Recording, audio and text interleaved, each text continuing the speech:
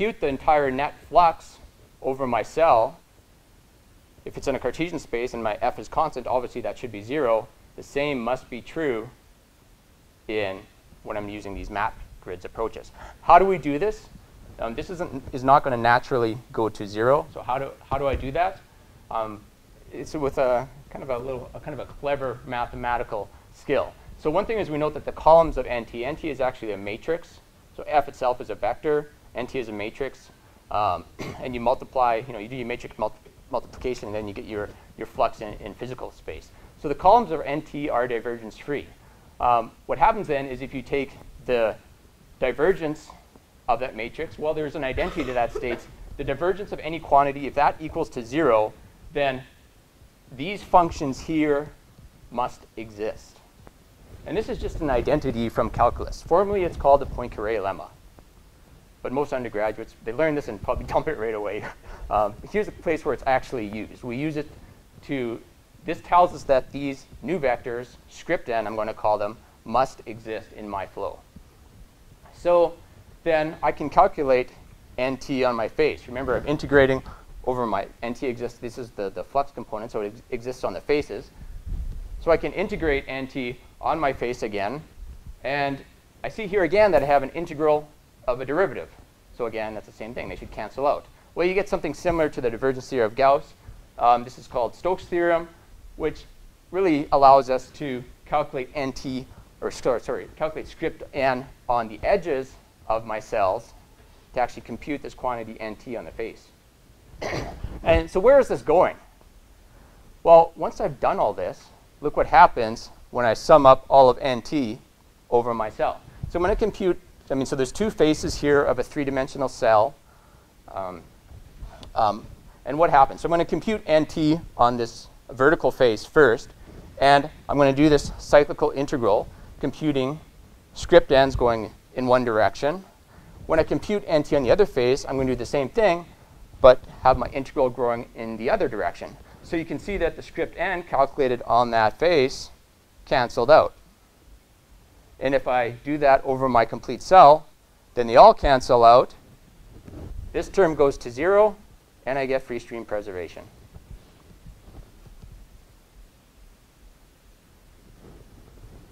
That's map grids. Next up is AMR. How do we do AMR? There's several different ways you can do it. Quad trees are a popular approach. The approach we take is to actually think of a series of nested grids. So we start with some base grid, which covers our entire domain. And then if we need higher accuracy in some region, we add refinement in regions. So we'll introduce a new layer of grid on top of the old one and solve the equations to a higher level of accuracy in that region. So think of these grids not as kind of embedded, but as overlapping. And also when we compute these grids, then we break them down into what we call boxes. So kind of shown here in dark are the boxes. And then that's how we distribute these grids among various processors and perform the calculations in parallel.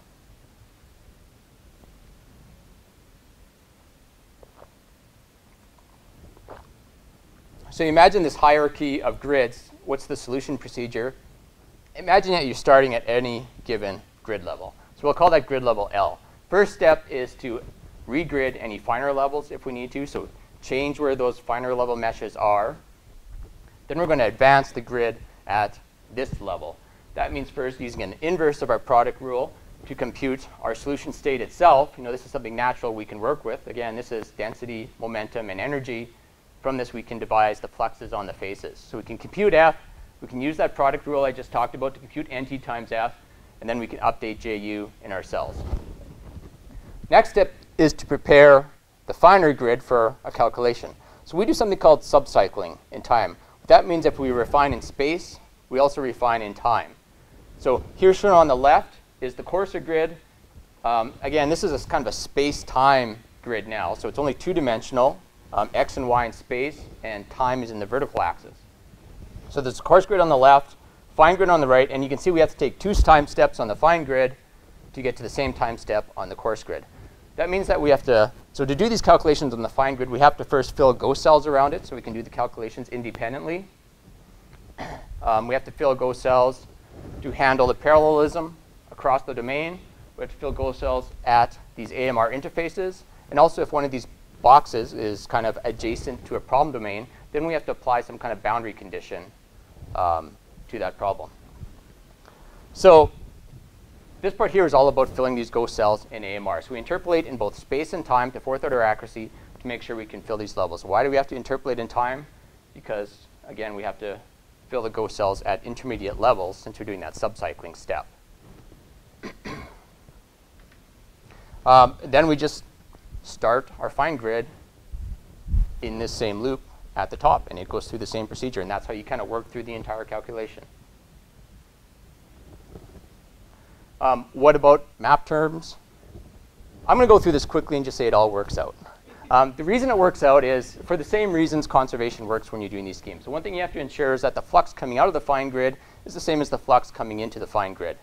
If we kind of do the same thing for our metric terms, and I'm talking about script n here, if I make sure script n on my coarse grid is equal to the sum of script n on the fine grid, then my scheme will be both conservative and still free stream preserving. The reason is that, again, I'm still using that same value of script n on this edge for this coarse cell, and you'll get the cancellation over that grid. But that's not a script n, so again, that value, though, on that edge is computed, or it's propagated down from the finer grids. That's a detail we have to be careful about for AMR. And of course, these grids change too as well. So they're trying to track some feature of the flow, either a combustion wave or a shock wave. And so we have to respond to that too. The only real detail when it comes to map grids, so if I'm propagating script n down from finer levels, and you don't need to do this if you have an analytical understanding of your metrics, but if it's computational, so if you grab this grid from just some kind of commercial grid generator, then you're only going to have we're going to compute these metrics using finite differences. Then what's going to happen is that my information from my fine grids keep propagating down. As the fine grids move, it's going to change the geometry of my coarser grid, or what it looks like. And so what can happen is, think if I have a cylinder or something and I have a very coarse grid representing that. Well, if I do a finer resolution, so I'm going to have some kind of line in this coarse grid. If I do a finer resolution, it's going to kind of go out a bit. So actually, where that face was moved a bit just because that fine grid appeared. And if I don't account for that, then I'm going to lose the mass there. So I have to account for the change in the mass. It's kind of like a flux moving across my face again. So instead of mass moving through the face of my cell, my normal flux, instead my solution's fixed, and my face is moving through my solution. So it appears just as a flux. We do this correction, and then everything is OK. So verification and validation. I said during the movie earlier that you can make pretty pictures with CFD. How do you know it's right? The way we know it's right in the industry is that we put all our schemes through a formal process of verification and validation. Verification is where we ensure that the scheme does what we design it to do. So if I design the scheme to be fourth order accurate and free stream preserving, when I test it, I should demonstrate that it's fourth order accurate and free stream preserving. Validation is showing that it's actually doing the physics you're trying to solve correctly. So that means you have to compare your scheme to the kinds of flows you're trying to solve, and you might need experimental data. You can use analytical data of something. You can even maybe use a completely different computational method, maybe solving the Boltzmann equation or something, just to validate that, yes, you're giving the physics that you're trying to solve to the degree that you expect. I'm going to talk about 4 cases: advection of a Gaussian profile, solid shock tube problem, a complex Mach reflection problem, and transient boundary layer flow. So this is just Gaussian. So again, this is my mesh in physical space, and it's just artificially warped. This is what my mesh looks like in computational space. Shown in gray and black are the actual AMR grid levels. So I'm refining around this Gaussian profile of density. And what happens is I assign a constant velocity, and there's periodic boundaries. So it advects out the top, comes back in, wraps around twice, and ends up right back in the center. So I know the exact solution. It should be what I started with. And then I can do what I said before. I run this at several grid levels. plot the error I get, measure the slope, and do I get fourth order accuracy? So when I'm doing a single grid, yes, I get fourth order accuracy in all of my norms. My norms are just accumulating my data. You know, the length of a vector is an L2 norm. Maximum norm is just the maximum error in my solution. And indeed, I see fourth order accuracy in all cases. To this, we compare the AMR solution, and we see that it's slightly more error. We actually expect this, because if you think of AMR, you know, we're actually putting a discontinuity in my grid. And so if we look formally at this, we would expect up to a 1-order loss of accuracy just because of those AMR interfaces.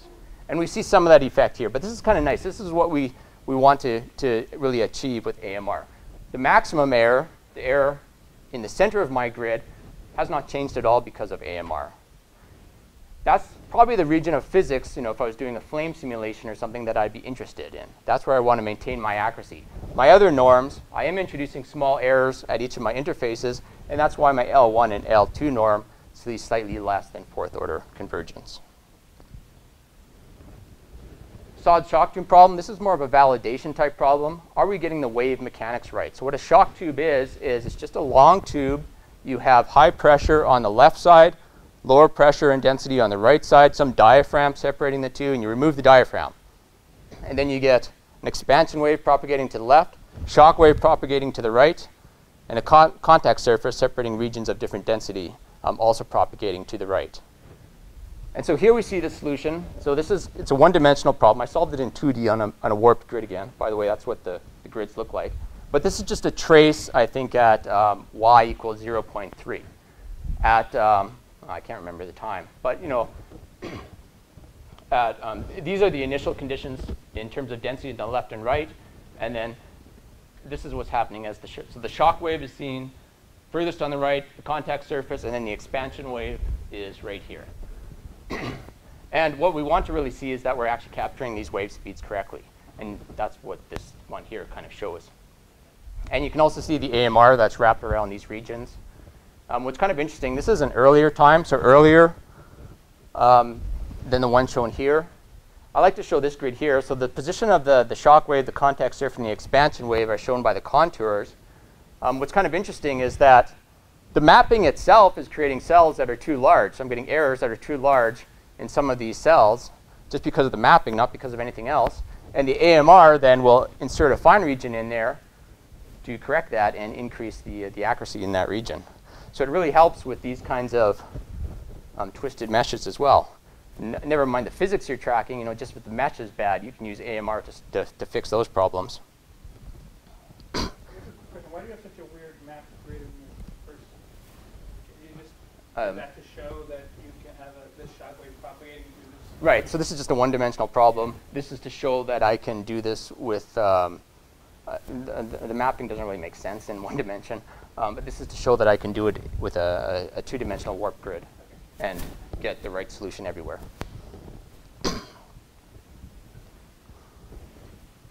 And this is a little bit of a more complex shock case. What's happening here is a shock wave, an unsteady shock wave is propagating from left to right.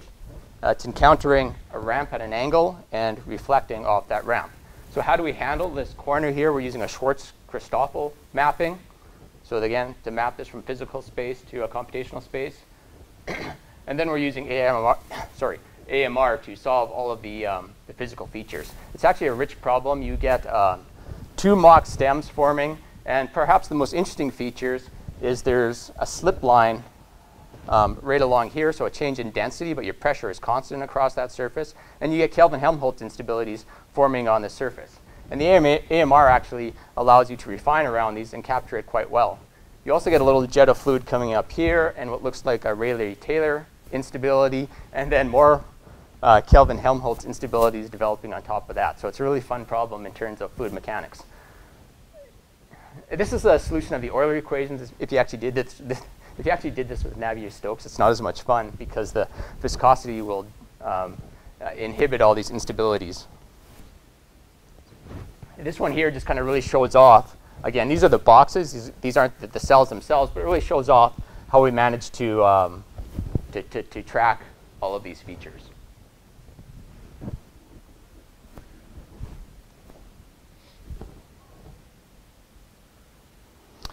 So I'm going to skip a flat plate, because I'm going to try to get this done. I mean, we had till 12:30, but people have to leave, so I'm going to try to get this done in an hour. And one thing I just really wanted to talk about, this is all performance work, showing some of the work we're doing there. It's just, how am I trying to integrate some of my research into teaching? So I taught ME 342, mechanics and thermodynamics of flows. And so how do I torture my students there? I think it's important for them to know a little bit about scientific computing, and that's some of the core ideas of scientific computing is what I've tried to introduce into this course. I think it's good for them to know how to integrate, how to solve an ODE using numerical methods, and to do a little bit of programming. So these are some of the problems I threw at them. One is just an accelerating rocket. You'll find all of this stuff here in any of the undergraduate textbooks. It's so application of linear momentum in the z direction. Your forces are gravity, so it's Newton's law. You have your apparent forces because you have a non-inertial reference frame, and we're assuming steady state conditions inside the rocket itself, so that term goes to 0. What is the momentum coming out of our control volume, which is drawn around the rocket? Well, it's just the exhaust gases, and that's the term on the right here. So, you get a differential equation. How do we solve that? We separate our variables, integrate, and then we can get the velocity of the rocket at any time. Integrate one more time, you get the position. That's fine. What if you wanted to actually make it a little bit more real and add air resistance? So that's what I then asked them to do, and I put in another force on the left-hand side, being the drag on the rocket. When you get your differential equation, suddenly it's not so easy to separate those variables and integrate it. So what do? Yeah, you can still solve this problem. So you just first form an ordinary difference equation and then apply some kind of ODE solver to this. In this case here, application of just simply representing delta V as Vn plus 1 minus Vn is the explicit Euler method. So what this means is you take some small time step, delta t, you solve for your f prime, which is this term here, at that initial level, and then you can get your, you can get your velocity at your next at the end of that time step. And you take a bunch of steps and you get your final solution. So I had them do this with explicit Euler and then also do a predictor-corrector method, which is second order accurate, and just see, how big does delta t have to be? So there they get an understanding of what's the difference between first order and second order. And when you do it all, you finally get the velocity and position of your rocket. The velocity is shown in black, and the position shown in blue. Didn't stop there. If you can solve an ODE, why not try to solve a PDE? So we looked at linear advection. And you can actually do this with the students. I had success with this, at least to the students who came to the recitation period. So if you really want to push them with this stuff there, I think it's really helpful to have a recitation to help them with both the programming, which my students were unfamiliar with, and with some of the details of how these physics behave. So simple PDE, what does it mean if you let nabla, being your differential operator, handle both space and time? You can write your equation this way. What does it mean? It means along vectors 1a, the gradient of u is 0, or in other words, along these vectors, u is constant. So if you start with some initial profile, what's going to happen is you run this equation. All the terms just kind of move upwards and to the right in space-time. So in other words, this entire profile is just going to move to the right. Then if I put periodic boundary conditions in, it's actually going to wrap around, come back to my original position. So again, then I can test the error of my numerical method. And you can do that for both a smooth Gaussian type shape and a top hat profile. So PDE, how do you solve that? Simple, use finite differences, replace your spatial derivative with some kind of upwind finite difference to keep it stable. And then you have an ODE, and then you can use the same methods that they just discovered in the previous assignment with the rocket to now solve this ODE. So doing it with first order accuracy in space and time, you can see you get this horrible, miserable, smeared out, highly dissipative solution. And this is why first order is kind of bad. I had them do second order in space just to understand what the differences are. Still first order in time. So this is what Converge would do, actually. This is kind of the accuracy of Converge software. They'll probably use some limiting methods to suppress the the oscillations. But you can see the accuracy here. You know, it's not bad. This is getting kind of it's hard to say that's better than first order. And this is what our solver can actually do in Chombo. So this is what state-of-the-art does.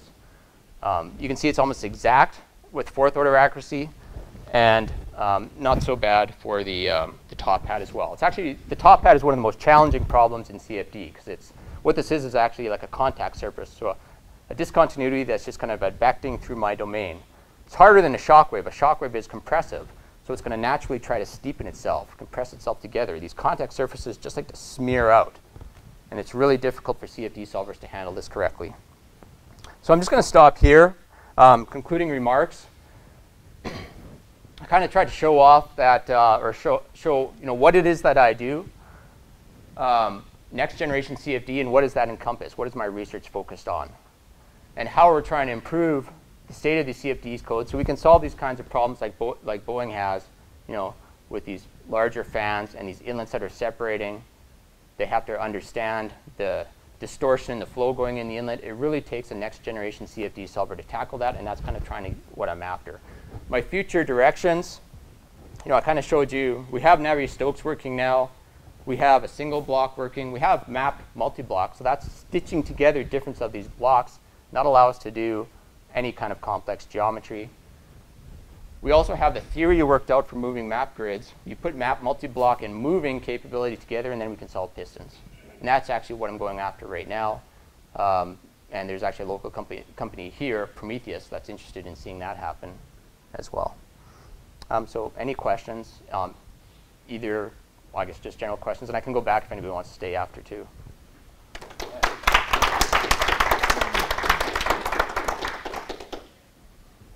Great talk. Appreciate that. So, how do you see, like, folks like Boeing? It seems like they have, you know, these legacy codes that they've developed in house, and they exist, and they have probably a lot of computational power at their disposal. So, how would they implement some of these new schemes? I mean, are there schemes here that they could implement into their existing code, or is it so radical that essentially they're going to start over with their code? Well, they start over. They'll eventually start over with somebody's code. Yeah. I mean, there's competition out there too. There's very good codes developed within Boeing themselves. At Stanford, they work with closely. So, based on their past history, they might prefer to keep using those guys there. We try to get our foot in the door. It doesn't always work with big companies. It's kind of hard, you know, especially if they have established methods, or they just say, you know, it's a reasonable thing to say, you don't want too many CFD solvers around. We want to specialize in just a few of them. If it's an open source code, and all of our codes are open source, Overflow is also open source, although it's export controlled. We can still work with those codes and apply a lot of the things we want to do. So for example, that fan project that I showed at the beginning, there's a fan model there. We're going to put that into Overflow first.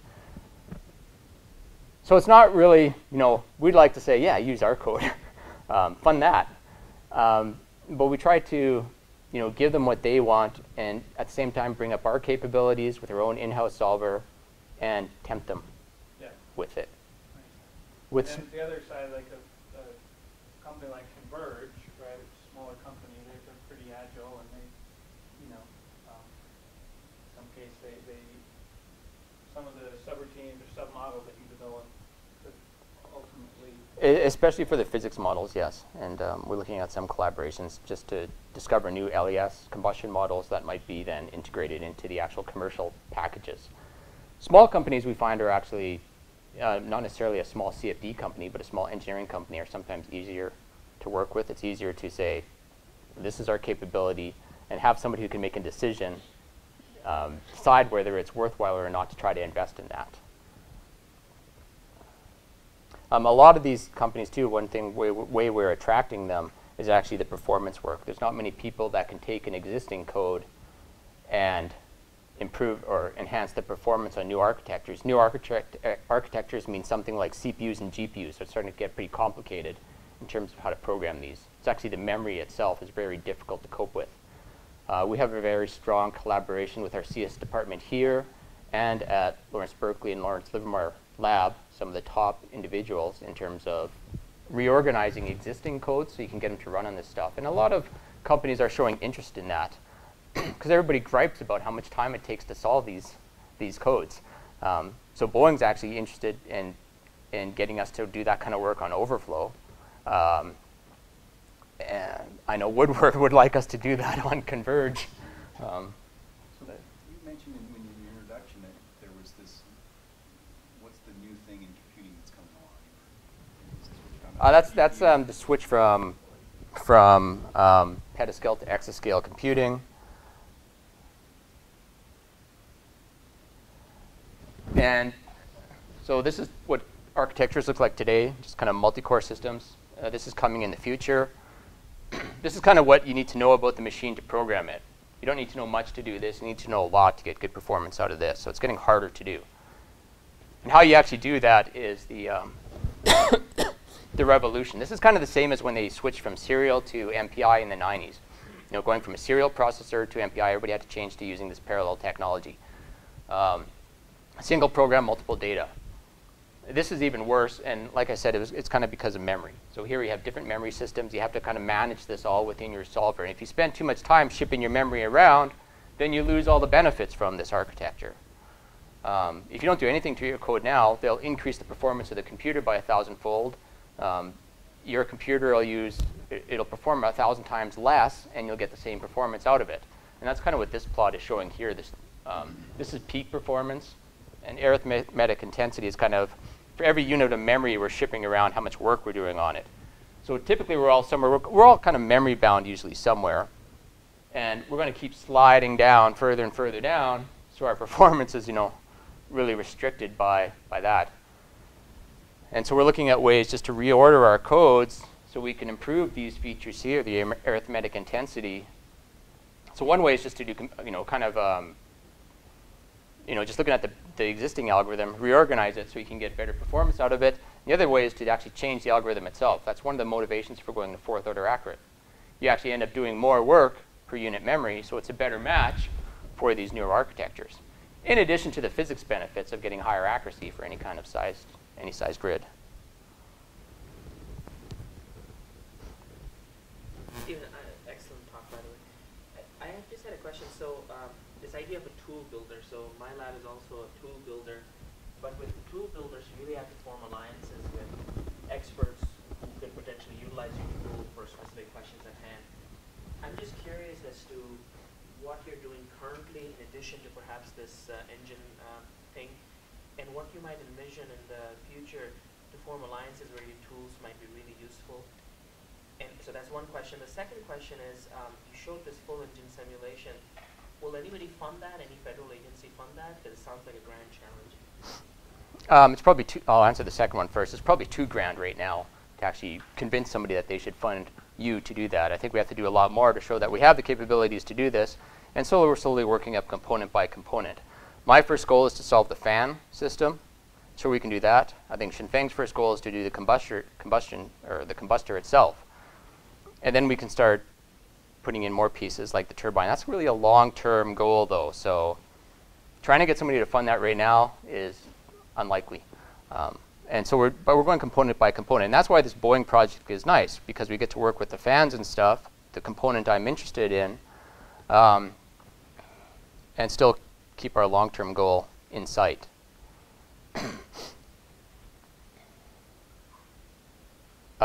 So building alliances, yes, we need to actually build alliances to solve problems, actual engineering problems, get people using our codes. And there's some interest from larger companies like Boeing and Woodward. We're still working on that. We're actually targeting a lot of the smaller companies around here too. So Prometheus is one that's interested in actually, they use Converge exclusively right now to do their CFD, and they're not happy with it. So they're actually coming to us and saying, what do you got? And I kind of give them the outline of our directions. We're not ready to solve their problems yet, but we're working toward that goal.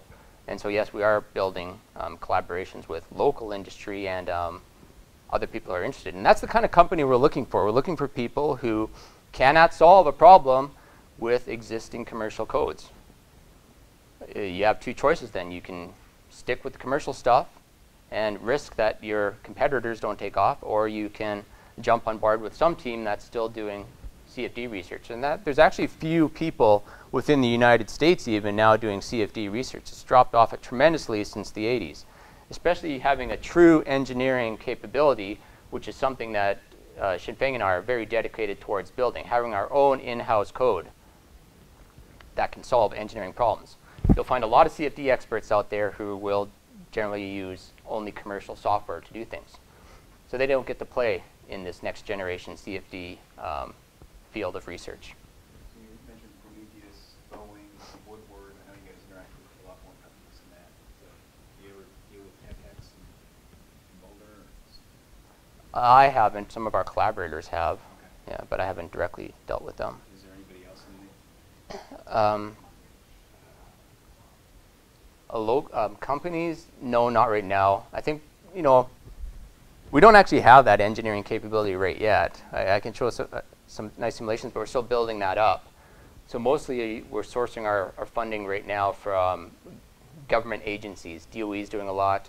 NSF we have some funding from, and other universities too. KAUST is actually funding a significant portion of the development of the core CFD solver. You know, you have to convince somebody too that, you know, you talk to somebody who's not experienced in CFD, they might say, it's solved, right? We have CFD solvers. They can handle, the turbine simulation is a complex simulation, and commercial software can do that. You have to have somebody who recognizes that there's other goals out there that these things, or other problems that the existing commercial software can't address. And actually, you know, so I play a little bit of the games too. I mean, all the funding right now is for doing performance work. DOE is investing massively in this exascale machine, and it can't fail. So they're throwing money at this. So I try to piggyback off that, get funding to do performance work, and direct it towards our code if possible. Actually, I have the entire computer science department. They used to do things like, you know, solving Jacobi equations. You can show a lot with that, but it's not the same thing as doing a full application. There's constraints on the full applications that really limit a lot of what they can do. So I've actually got them all working on our in-house code, and which, well, I think will really pay off once that exascale machine is ready, because we'll be ready for it too. With the grand challenge problem, is the objective to do a complete, fully solved, like direct? No, LES, yeah. Still LES. Yeah. So then how do we know that we achieved the challenge? Because you will still get a result, and then Stanford got a result maybe a decade ago. But how can you claim that you reached the goal, achieved it? Like, is there any experiment somebody could do to actually measure to the level of detail that the Oh, absolutely. We'll probably study that more as we work on the components individually.